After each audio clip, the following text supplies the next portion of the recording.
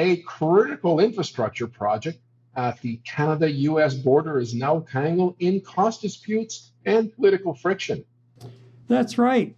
And what it's all about, Eddie, of course, is last week the Trumpster got his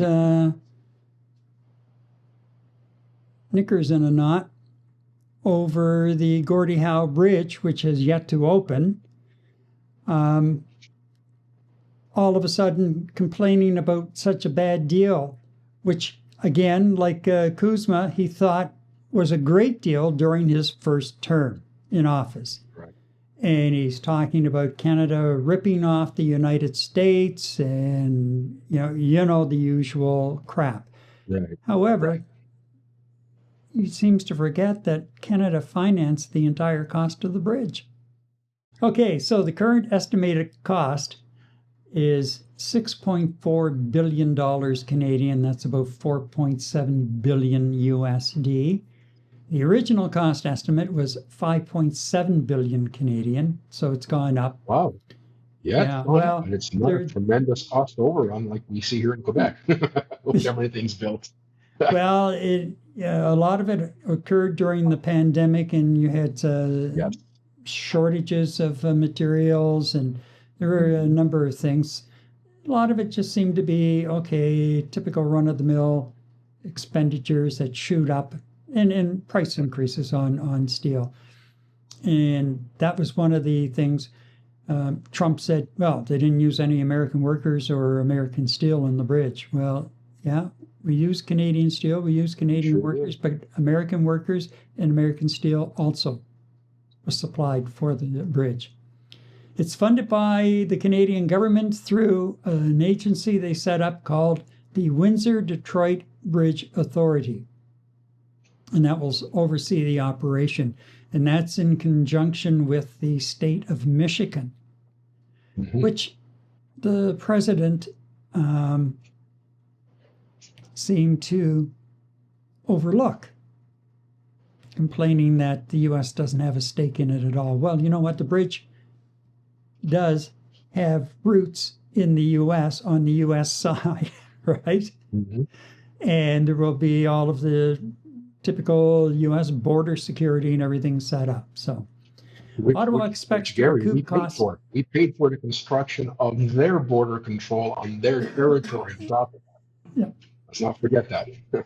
Ottawa expects to recoup costs over several decades through bridge tolls. And the opening was originally expected to be early 2026, but Trump's little temper tantrum, the Triple T, may have thrown that out of whack because he has to sign off on a couple of permits at the federal level. And of course, Michigan wants it done ASAP because the bridge has 6 lanes, 3 lanes each way. Right. The existing Ambassador Bridge is privately owned, which a lot of people don't realize. It's privately owned and has been making this family, which happens to be a huge Republican contributor, millions every year. And the bridge is what? It's old. It's really old. I heard a number and it just escapes me now. I read something a couple of weeks ago that was actually in quite disrepair and very good maintenance is being done. Exactly.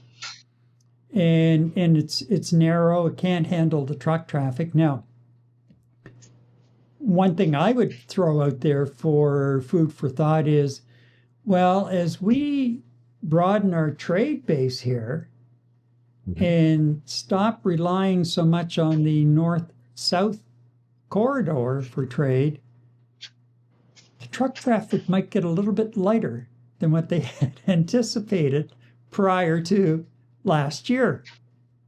Right. But that remains to be seen for sure.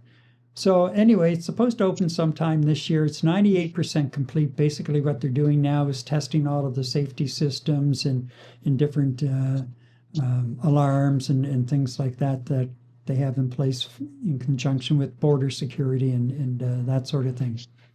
So it's set to go.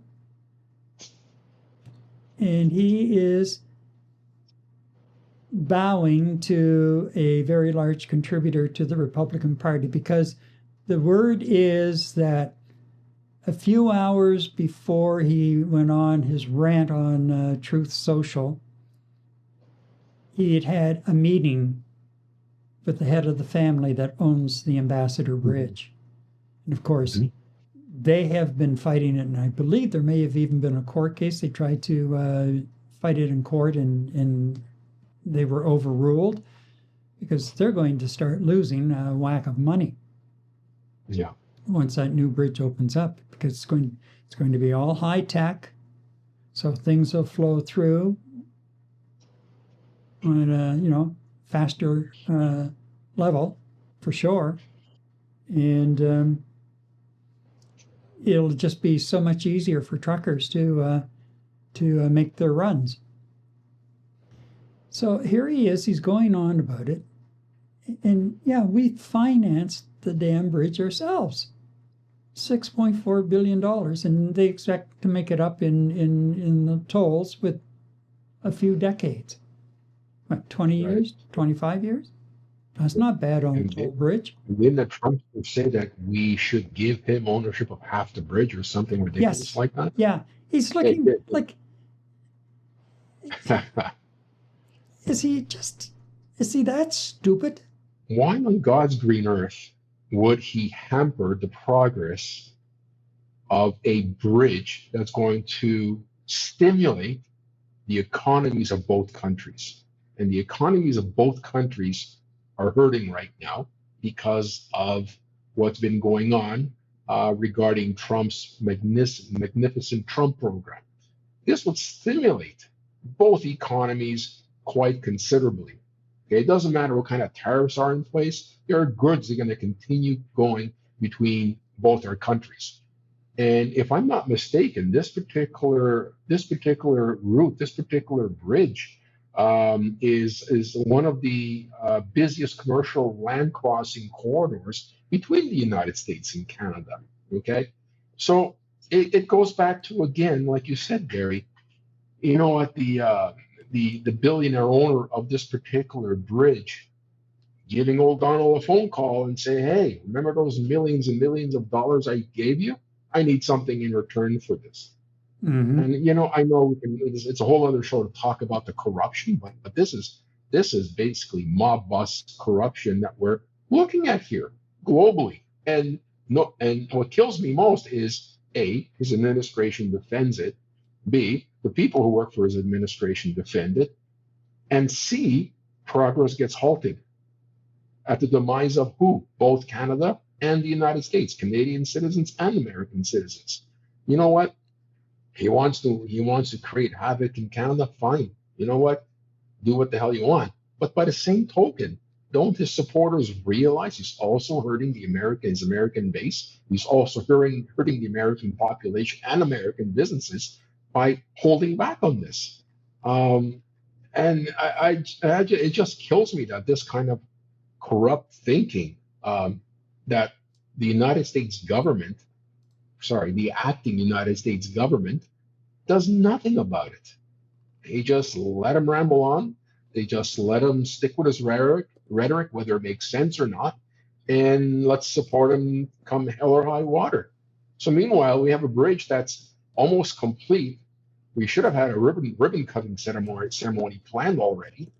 You know what? Give him a pair of golden scissors on top of a pedestal that he can sit on and cut the damn ribbon. Let him keep the ribbon. Something. You know what? If on their side of the border they want to call it the Trump Memorial Bridge, do it. Because that'll appease his ego. We'll still call it the Gordie Howe Bridge on our side of the river. Do what you want, anything to appease him. You know what? He ain't gonna be around forever. Names could be changed. It just doesn't make any sense to keep this bridge closed. And you know what? This is just another mothball that Prime Minister Carney has to deal with, as opposed to focusing his attention on the country. He's got to deal with this crap every week in, every week out. Yeah, well, enough said. He wants half.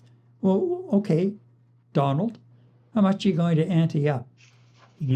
I'm really hoping that as I said earlier, we branch out and move more of our dependency away from just the United States, that in fact we can get away from the amount of traffic that would be going south to the United States with our goods, because we're shipping them everywhere else where they're welcomed with open arms, without the crap and the temper tantrums and everything else that goes on in the Oval Office and on Truth Social. So